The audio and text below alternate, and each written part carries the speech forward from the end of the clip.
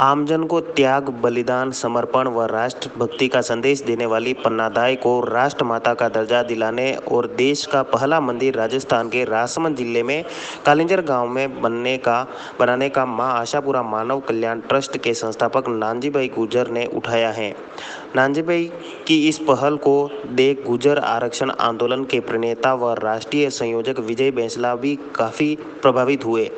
मार्च 2023 के प्रथम सप्ताह में वे राजसमंद जिले के कालिंजर गांव पहुंचे और मां पन्नाधाय के प्रस्तावित मंदिर जगह का अवलोकन करने के बाद जन समूह को संबोधित किया था। विजय बैंसला ने कहा कि मां पन्नाधाय को आप प्रणाम करते हैं और अपनी घर की बहू बेटियों से ऐसा बर्ताव क्यों करते हैं। देखिए विजय बैंसला ने समाज को क्या सीख दी। प्रणाम और खूब सारा प्रणाम रवि जी को, अंतराम जी को, मेरा प्रणाम। भाई थोड़ा साइड में हो जाए, जिनसे बात कर रहे हैं उनसे तो बात कर ही नहीं तो होता रहेगा। आप सबको सबसे पहले बहुत बहुत शुभकामनाएं कि जो कार्य हो रहा है ना, कभी कभी मन में ये, जब मैं चढ़ रहा था इतनी लंबी चढ़ाई जो लेके चले गए इतना जी, मैं ये सोच रहा था पहले क्यों नहीं हुआ, और मैं अपने आप को ये सोच रहा था कि मैं पहले यहाँ आया क्यों नहीं।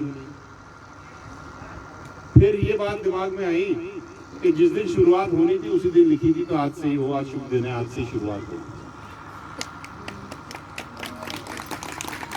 मैं अभी रवि जी से ही बात कर रहा था कि मुझे ये दिखाई दे रहा है कि ये बहुत बड़ा काम होने वाला है, बहुत बड़ा काम होने वाला है। और ये केवल राजस्थान नहीं, इंटरनेशनल लेवल पर यहाँ पर इस जगह की माप लगेगी, मैं जानता हूँ, और आपको इसकी बहुत बहुत शुभकामनाएं।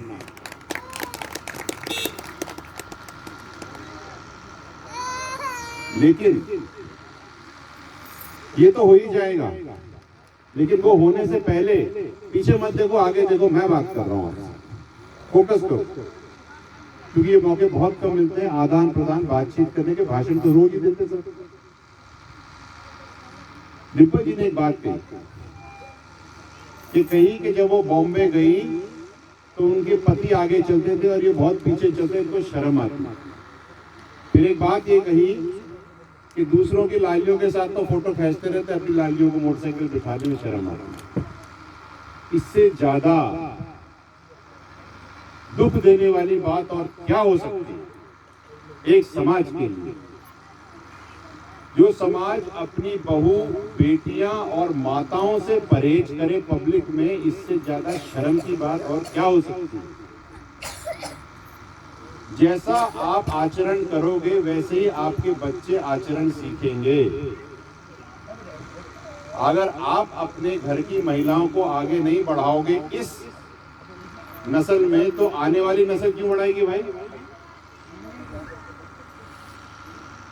और नंद जी की कहानी तो आपको सबको पता ही है, कहां से कहां पहुंचे। अगर वो यहां से वहां पहुंच सकते तो आपके घर की माताएं और बहनें और बेटियां नहीं पहुंच सकती क्या। और कितनी अच्छी बात होगी कि यहाँ पे आपकी बेटी कलेक्टर बन के आया और वही इसका पिता काटे। सोचने वाली बात। सोच बदलोगे तो सीरत बदलेगी, ये बहुत जरूरी बात है, आप समझिए। और नंद जी आपको बहुत बहुत शुभकामनाएं। विराज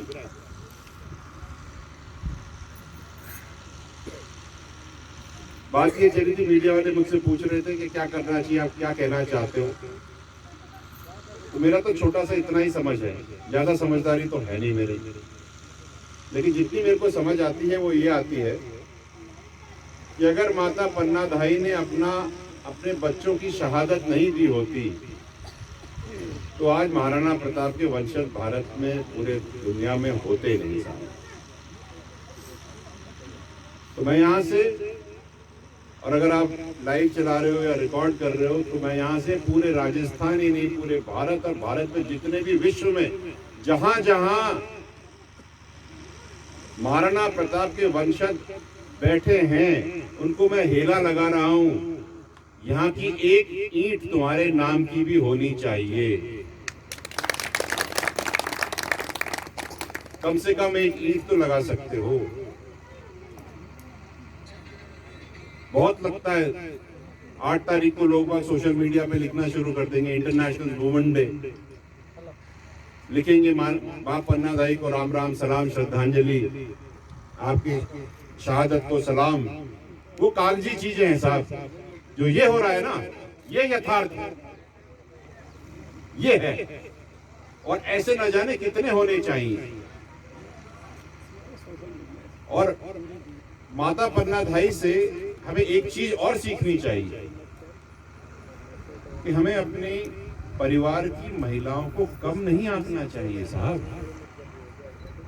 माता पन्नाधाई को तो करते हो ढोक सलाम प्रणाम, और अपनी बेटी को स्कूल भेजने से डरते हो।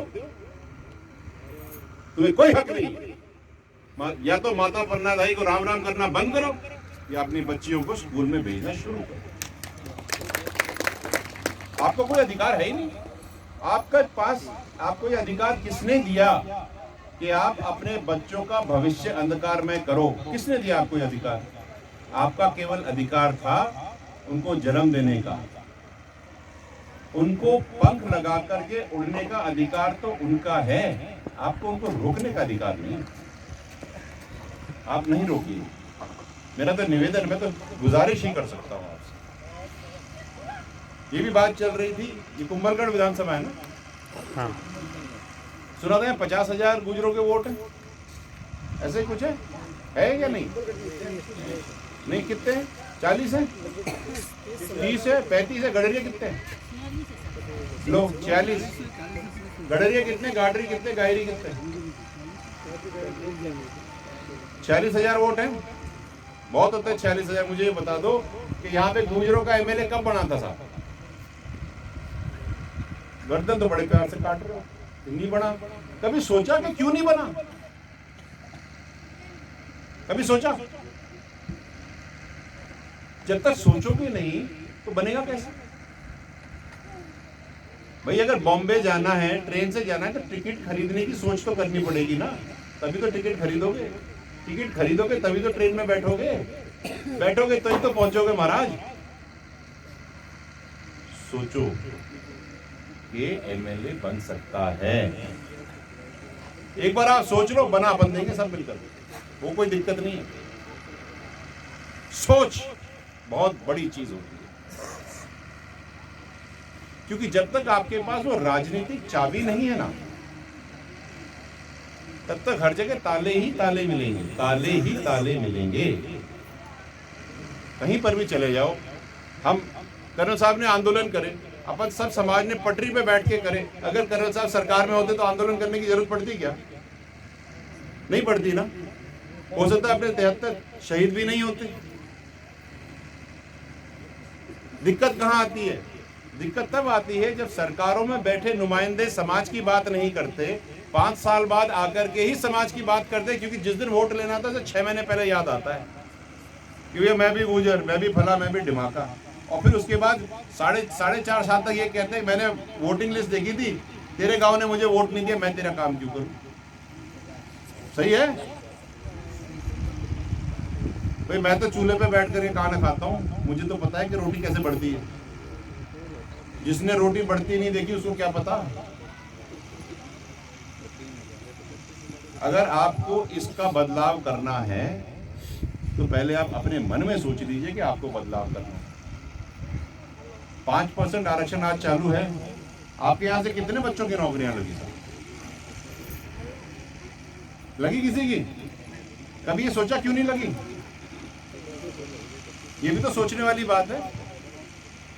सारी दुनिया सरकारी नौकरी में जा रही है, 1.5 लाख रुपए महीने की तनख्वाह पा रही है, और आप क्या कर रहे हो? सोच रहे हो। देखो मैं बहुत कड़वी बात कह के जा रहा हूं। मैं केवल अच्छी बात करने नहीं आया साहब, मैं तो घर की बात करूंगा। जो ये कार्य हो रहा है ये तो बढ़िया है ही है, लेकिन अपने अंदर का कार्य कब ठीक करोगे? मेरा तो निवेदन है कि 5% आरक्षण खैरात में नहीं मिला साहब, 73 लोगों की शहादत गई है इसमें। अगर आपके क्षेत्र से सरकारी नौकरी में बच्चे नहीं जाएंगे तो आप उनकी शहादत को सम्मान नहीं दे रहे हो। जिस चीज के लिए उन्होंने अपनी जान दे दी उसका आप उपयोग ही नहीं कर रहे, उसका लाभ ही नहीं उठा रहे हो। अपने बच्चों को यहां से बॉम्बे जाकर के किसी दुकान के ऊपर बिठा करके सेल्समैन की नौकरी करा करके आपको क्या तीर मिल रहा है भाई? आप 400 रुपए ज्यादा कमा लोगे। आधे लोग तो क्षेत्र के यहां से लेके आसन के कुओं के काम करते हैं। कुएं में आदमी मर जाता है तो 8-10 लाख रुपए अगले को देने पड़ते हैं। हमारा काम यही बचा कि ये हमारा भविष्य है, दुनिया के कुएं खोदते रहे और अपने लिए खाई। कब जगोगे? देखो बात तो करनी पड़ेगी। मैं इसलिए ये बात यहां कर रहा हूं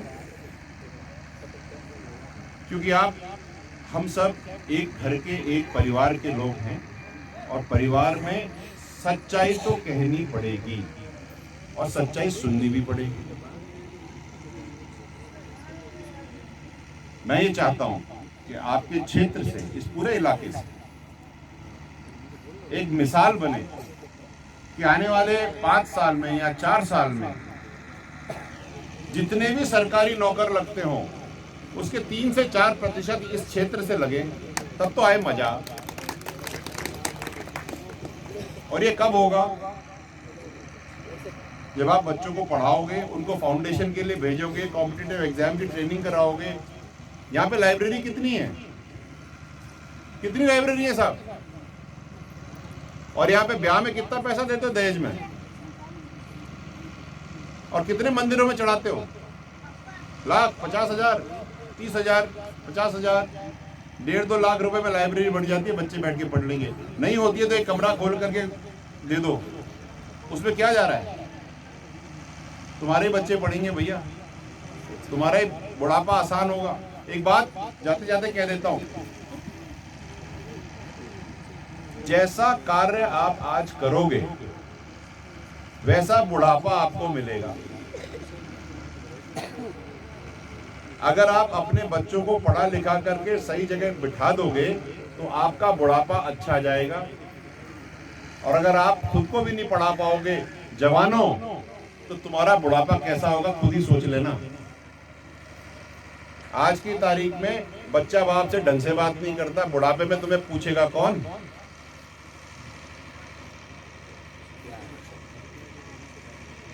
बाईस साल का लड़का होता है, उसके 3 बच्चे होते हैं, नौकरी होती नहीं, कहां जाएगा वो? इसलिए कर्नल साहब ने जो कार्य किया और पूरे समाज ने जो कार्य किया उसका फायदा उठाइए प्लीज। हाथ जोड़ के निवेदन है मेरा, हाथ जोड़ के। आप कहो तो मैं पगड़ी उतार के ढोक दे लूं, करो।